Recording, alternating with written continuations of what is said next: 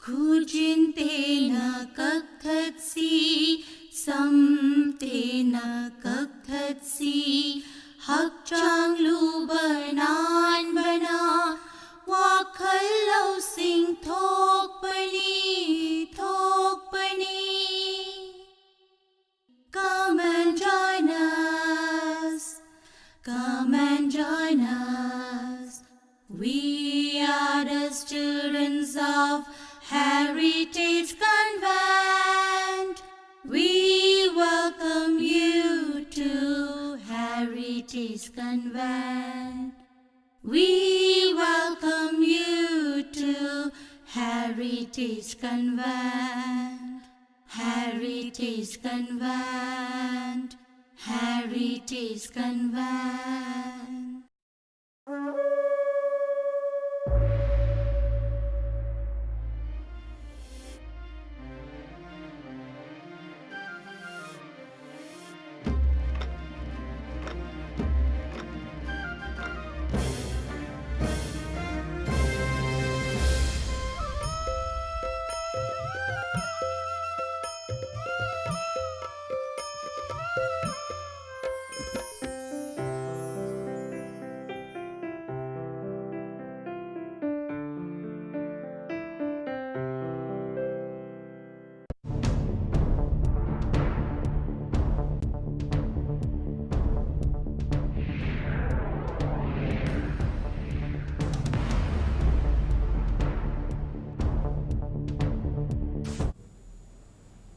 Hello and welcome to Impact News. You're watching Agenda Manipur with me, Yumnam Rupachanda.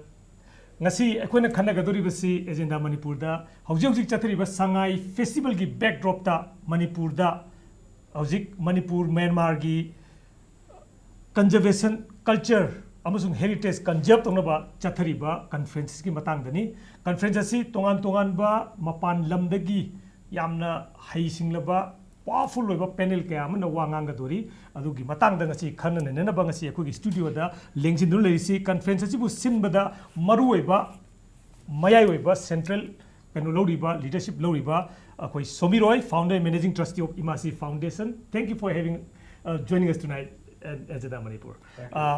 Loinana ngasi akoi studio da lengsin du leisi akoi Myanmar dagi akoi hek thangnaba mayamna Kabo Valley gi matang da yam khanna nei adugi matang da su khanna gani loinana Myanmar akoi Mandle amasung Manipur ga lenaba relationship mayam gi matang da ngasi ka handak conference da ngang na gi damak ngasi ge akoi studio da lengsin leisi. Let me please welcome Dr. Tin Mong Ji. Did I pronounce that right? Yes. Welcome to our show. Tin Mong Ji is a medical doctor by profession, but he became an expert in South Asian history and culture by interest, and he's also a puppeteer. Thank you for joining us tonight here on our show. Luenana, we also have an expert from France, Dr. Francois Tainturier. Did I pronounce that right? That's fine. He's from Inya Institute, and he's a scientific advisor of WMF Sue Nando Monastery Project Yangon.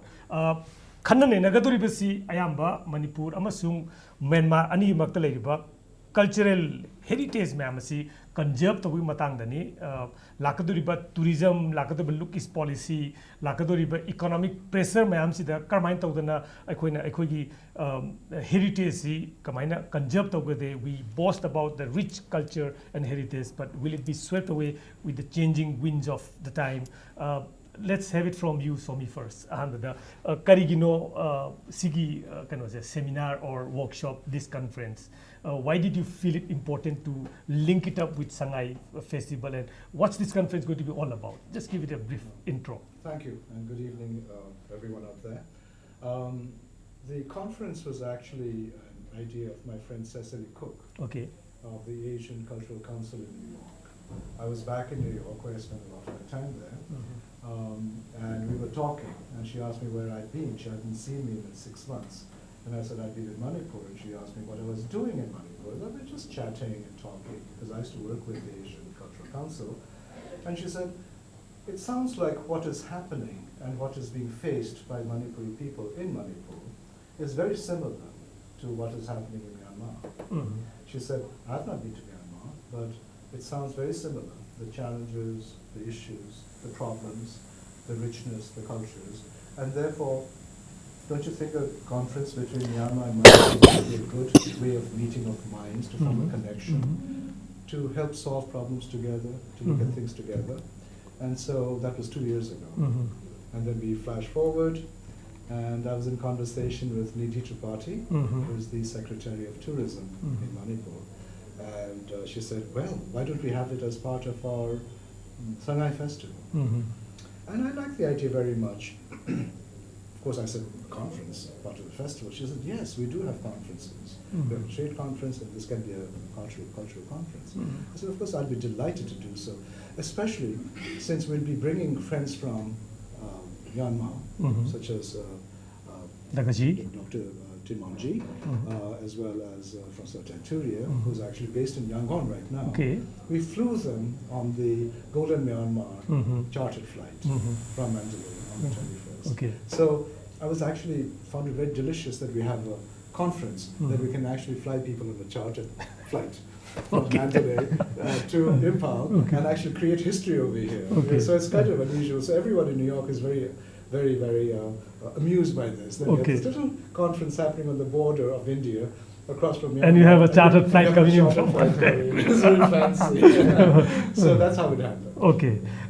So, matter of that, conference na achieve to gain a khali si karino. In next few days da. Walk hayeng dagi horaga koi numit huni ne koi na tabudaris. Okay. Aduna Myanmar dagi koi la si mi manga amane. Dagi koi mapan dagi America dagi France la Singapore la kasi to koi mi pan ma pan siga. Koi gi Manipur dagi maitei su dagi koi gi chuna tangkol koi ga su yawaga koi ga su yawaga. Koi culture na da. Amamam presentation tawda. Koi si wari sadari. Aduna Chahi Chani Sura, Konadaba. Treaty of Yandabo, na koi Sambanama Kagi with the gi, a koi Kia Tainagidre Hadiba. Aduna Masia koi culture Sijanaga, a koigi literature, Moigi literature, a koigi puya, Moigi puya, a koigi lawn, Moigi lawn, a koigi jagoi, Moigi jagoi, a Moigi ritual, might be, a quickie might be, Moigi might be. Masi Yang Minaraga. Comparison tauraga, juxtaposition tauraga, anoba understanding, anoba Manipurama koi kangakani hariba. Kari importance kari no sigi kan wazi does it have by any chance got to do with what India is doing? Look is policy, act is policy, all of the whole economic change that is going to be seen in next couple of decades in this region. Yes, city yamna urgent oibani hariba. Kay the koi say active policies makasi da koi say yamna chatharakadori. Very soon India, Myanmar, Thailand gi koi road connection gi protocol soitongladori in the next 4 or 5 months.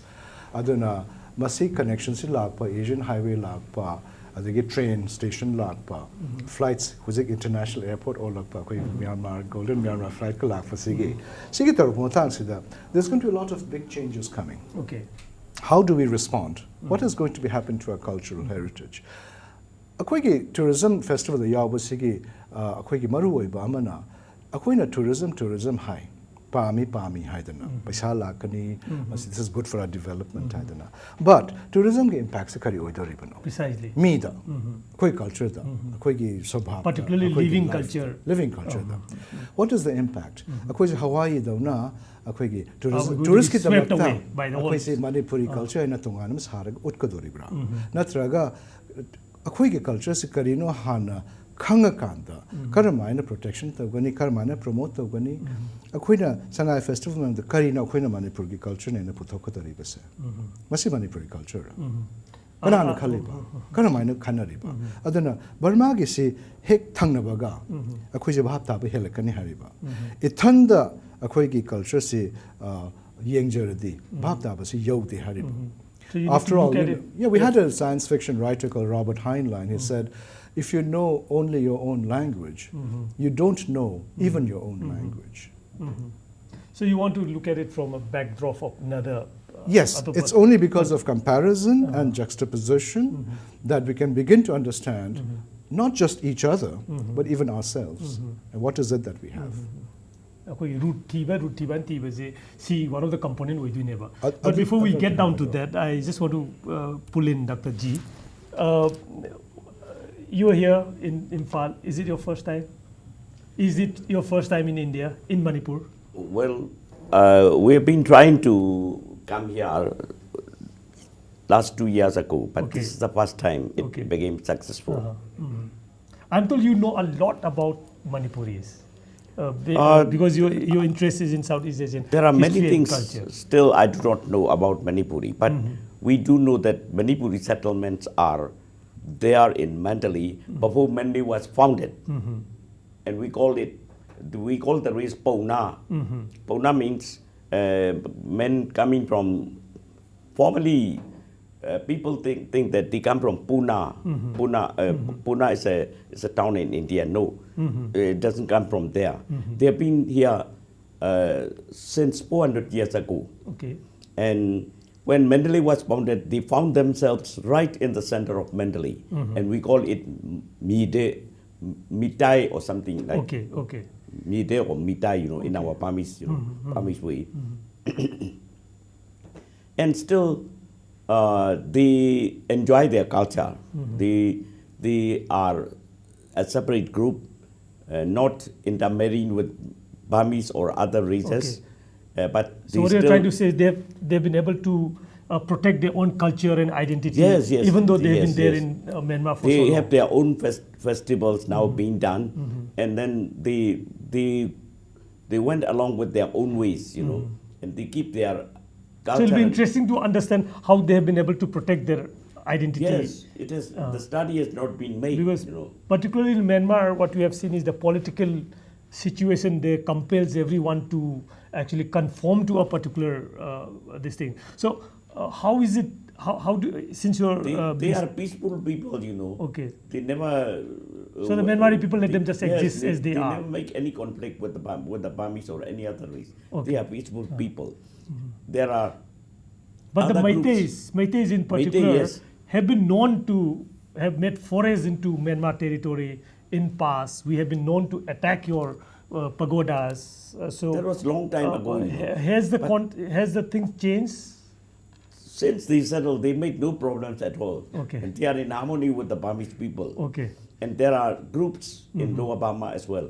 And one group along the small river, which joins the Irrawaddy, big river Irrawaddy, opposite the Kain, there were settlements, many settlements, but we don't find any Mitai or any Pauna there. But all the populations in all these villages are replaced by the Burmese.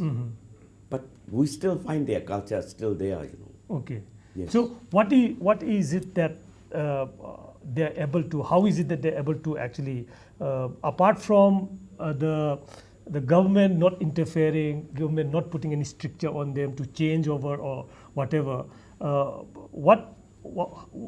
do you think they've been able to conserve their identity so long? They never involved in local politics. They stay away from politics, and they stay with their own culture. They maintain their own culture. And for example, the temples were left behind. The Meitei or Pauna temples were left behind, but it is maintained by the Burmese. Still maintained by the Burmese. But one thing I've been told is that anyone, the Meiteis or whatever, they have to take a Burmese name if they are citizen of Burma. Yes. Is that Yes, correct? they have two names. One is their own names, and the other is the Burmese name, because they are going into the Burmese society, Okay. and they have to take the Burmese names So as well. if you want to be employed in the Burmese government or Myanmar government, you do have to use your Myanmari name instead They of your use their Manipuri Myanmar name. names. Yeah. So it is one of the prerequisites that if you want to be in the service of the government, that you have to be having a name. Myanmari name. Rarely I found them, serving the government, any government Okay. in Burma. They stay away. That's why they can maintain their identity. Okay, This is okay. one point. Okay. I'll come back to you. What are you going to talk about this, Dr. Francois? Yeah. Well, no, we're going to. I'll be presenting a conservation project we are currently developing in Mandalay, the former royal capital of Myanmar. Okay. And so it's. I think because we visited yesterday Kongla Fort, and Somi told us that I mean the Manipuri had a tradition of building royal palaces in wood, and it happens that in Myanmar, I mean, the monarchies use the same kind of tradition. So it would be interesting to discuss with our Manipuri counterparts and see what kind of traditions they had here and compare them with what we are So doing. tell us a little bit about your conservation work with the Royal Palace of Mandalay. Yeah, so it's not. It's actually not the conservation of the royal palace itself. It's a building that was located inside the royal palace, but which was relocated at a later time because it's where the king, one of the king, had died, and his descendant thought that it would be inauspicious to keep this building inside the palace premises. So he decided as a tribute to dismantle it and relocate it outside the royal city. Okay. So, and that's, I mean, as a result, it's the only surviving structure of the royal palace because it was bombed during World War II. And so, as Dr. Timanji has, I mean, we all agree on this, it's probably one of the last it's the only surviving structure of a former royal palace for the entire Southeast Asia. Okay. So that's why it's really significant. It's very significant and important for the entire Southeast Asia. Yeah, in fact, the entire world. Yeah, well, at least for Southeast Asia, definitely. Okay. And so that's a project which is actually developed, and I think it's very interesting to note that because of the political opening I mean, in Myanmar, the project is being developed between the US State Department, the Myanmar Culture Ministry, and the World Monuments Fund, which is a US-based foundation dedicated to preserving ancient sites throughout the world. Okay, fine. So, did you find any similarities between? I think you have made a tour of the Kangla. Yeah. So well, I mean, Somi was saying that we would probably discuss these matters, and you have some visual materials that would allow us to see how this Kangla Palace looked like. And I'm really, I find it's fascinating. I mean, I'm already excited to see what kind of material we're going to be able to look at, because I mean, on the Myanmar side, there's a lot of visual materials, there's a lot of photographic records, and it's been so. I mean, I'll be happy to share this with Somi and his Manipuri counterparts. Okay. Will there be in future? I mean, any similar projects that can be taken up in Manipur? I think Somi will be working on that, right? Actually, I did start talking to World Monuments Fund at one time about Kangla. Yeah. You know, so they know about it, but that was before it was given to the Manipur government in 2004. So we need to talk about it. The conservation, how it is done, is actually kind of key here, because so much is not there in Kangla. So much is not there. I mean, Kangla is extraordinary for what is not there. Yeah. So the question which Francois was asking was, what happened to the palace? Why is it empty? You know, even the Kangla Sa is a new one. Yeah. So what happened to the old one? So there's a history of destruction, but the destruction is also partly willful and also just material. We happen, as Francois was saying, we have buildings made of mud and wood and bamboo, and so they degrade.